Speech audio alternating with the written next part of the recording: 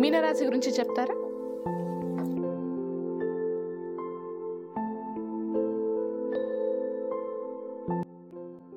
తదుపరి మీనరాశి. పూర్వభద్ర 4వ పదం, ఉత్తరాభద్ర 4 పాదాలు, రేవతి 4 పాదాలు కలిసి ఈ రాశిలో ఉంటాయి. ఈ సంవత్సరం, ఈ జైనామ సంవత్సరం ఈ రాశి వారికి ఆదాయం 2, వ్యయం 11, గౌరవం 2, అగౌరవం 6 కింద కనిపిస్తుంది. అయితే ఈ జైనామ సంవత్సరం ఈ రాశి వారికి అన్నిటికంటే కూడా బాగుండేటటువంటి సంవత్సరం.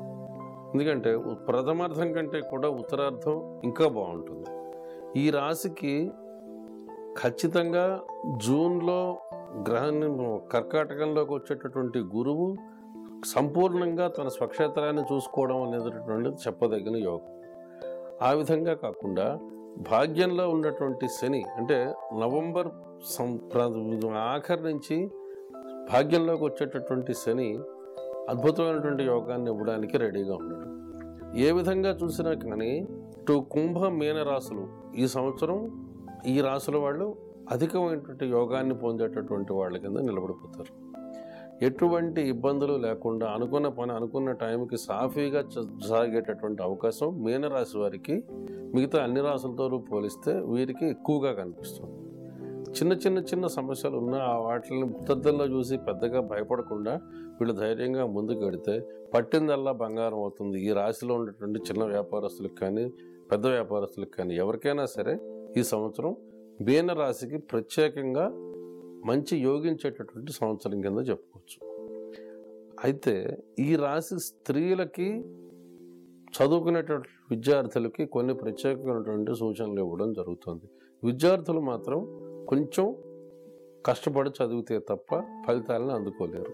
ఎందుకంటే చతుర్థంలో ఉన్నటువంటి గురుడు సరైనటువంటి యోగాన్ని ఇవ్వలేడు. అలాగే శని అష్టమంలో ఉన్నాడు. రేవతి నక్షత్రాన్ని పూర్వభద్ర నక్షత్రానికి ఉన్నటువంటి జాతకులకి శని ఇబ్బంది పెట్టినట్టుగా తన సొంత నక్షత్రం ఉన్నటువంటి ఉత్తరాభద్ర నక్షత్రం వాళ్ళు ఇబ్బంది పెట్టకపోయినా అష్టమంలో ఉన్నటువంటి రాహువు శని ప్రభావం వల్ల వీళ్ళు కొంచెం ప్రథమార్థంలో, అంటే సంవత్సర ప్రారంభంలో కొంత ఇబ్బందులు ఎదుర్కొన్నప్పటికీ అవి కూడా పెద్దగా పట్టించుకోవాల్సినంత పెద్ద సమస్యలు కావు.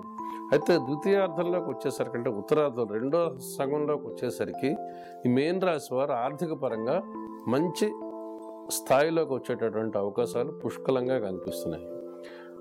సరే, మనకు అవకాశాలు వస్తున్నాయి అని చెప్తున్నారు కదా, మనం ఏమి ప్రయత్నం చేయకుండా ఉండడం అనేది కూడా కరెక్ట్ కాదు. ఇక్కడ వీళ్ళు కంపల్సరీ శనివారం నియమం ఉండి శనికి అర్చనలు అవి చేసుకుంటే ఆ సమస్యలన్నీ కూడా ప్రథమార్థంలోనే మనం తొలగించుకొని మంచిగా హాయిగా ఉండేటట్టు చేసుకోవడంలోనే మన ఇది ఉంటుంది.